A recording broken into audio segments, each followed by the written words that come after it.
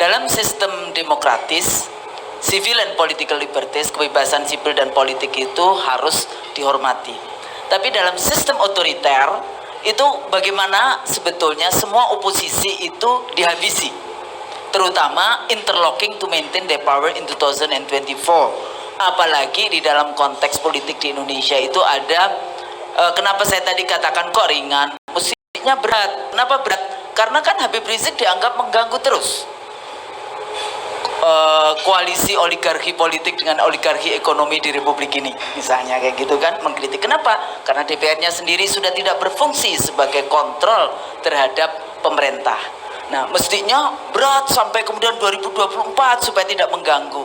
Kok ringan? Tapi kan belum selesai.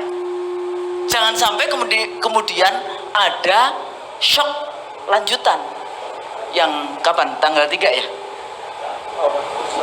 Yang Umi. 2 minggu lagi. Nah, 3 minggu lagi. jadi tapi ini kita akan apa sebetulnya ini yang akan terjadi, begitu kan?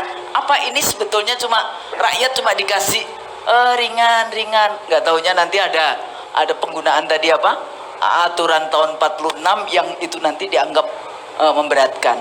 Tapi intinya adalah semuanya ini kan sebetulnya kasus politik gitu loh. Jadi kalau kita hanya bicara tentang hukum, maka jadi coba dilihat dijelaskan dulu hukumnya itu apa. Makanya Bu kasusnya Husnul apa diundang di sini untuk bicara perspektif politik.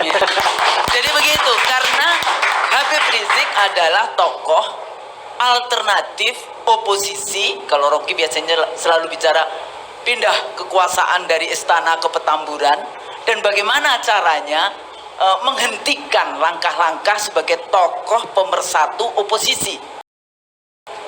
Nah, di dalam negara yang otoriter dia akan menggunakan segala cara, aparatus digunakan, birokrasi digunakan, anggaran digunakan, termasuk pasal-pasal hukum digunakan. Nah, hari ini pasal-pasal hukum itu digunakan. Aparatus digunakan apa? Karena rentetannya tidak hanya cuma pengadilan Habib Rizik tentang prokes saja, tapi ada kasus KM 50, ada kasus-kasus yang lain.